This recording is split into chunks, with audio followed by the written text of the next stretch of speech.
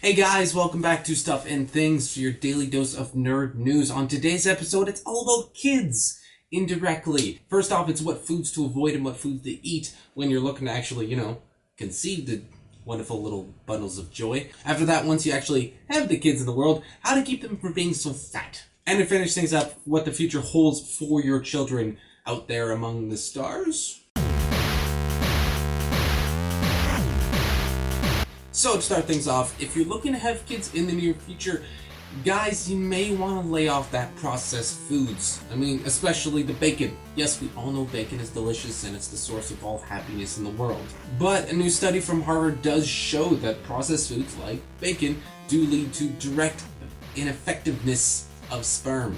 But on the other hand, foods like whitefish actually boost the effectiveness of sperm. So it looks like on a whole, your actual diet itself can just affect how sperm are created, how the actual shape of the sperm picks. Men who had only half a portion a day of some form of processed food, that means your bologna sandwiches, that doesn't mean your bacon, that means your ham, everything.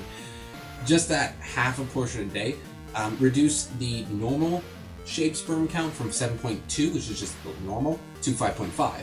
When you're only looking at such small percentages, that's a pretty big jump.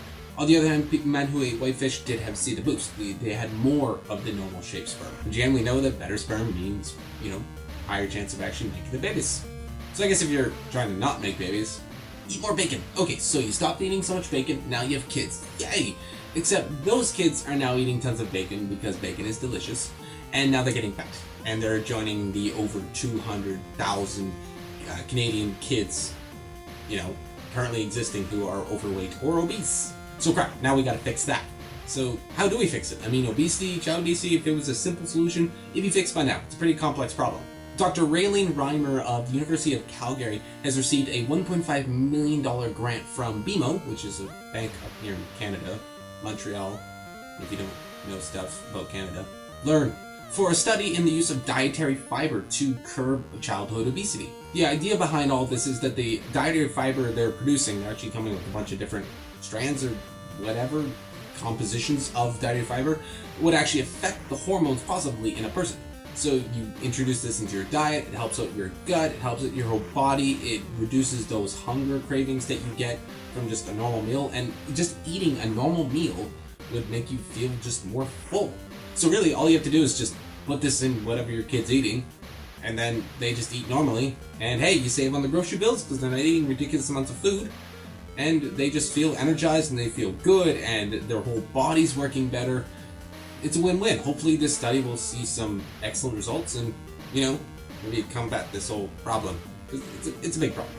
No pun intended. Okay, so finally your kids are all grown up, they're fit, they're ready to take on the world, and maybe even go into the stars. The European Space Agency has unveiled the Amaze project, which is metal 3D printing. Yeah, I said metal, as in making components from metal using 3D printing technology. So instead of the plastic resin, which, is awesome and has tons and tons of uses here on Earth and in space, you'd make 3D printed objects out of a tungsten alloy, which would be able to withstand temperatures exceeding 3,000 degrees Celsius. Which, hey, that's enough for lots of nuclear applications, like maybe fusion.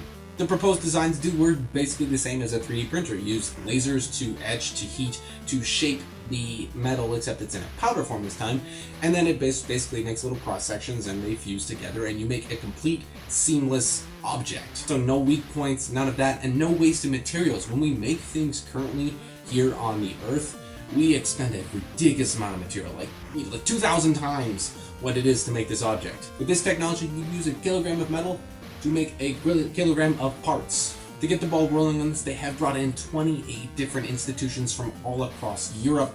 It's going to be a huge project. It's going to take time to get everything set up. They're already looking at getting manufacturing facilities established, looking to get a whole supply chains going. This is like a thing. Like, the European Space Agency is committed to this project.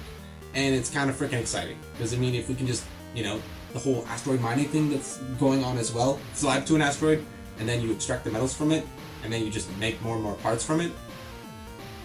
It's exciting times, guys, especially for your kids that you're going to be having, because you're going to be eating well. And then, they're going to be eating well. And they're going to enjoy the fruits of all of this later. So guys, that's it for us today, but I'd really love to know from you, is what deli meat would you not be able to live without? Like, I know, like I said, bacon, obviously it's the number one choice probably among people, but what's that meat that you just, you die first? Let me know in the comments down below. And of course, if you like what you see, do not forget to hit the like and subscribe buttons. We're going to happen to be, and we'll check you in the next video.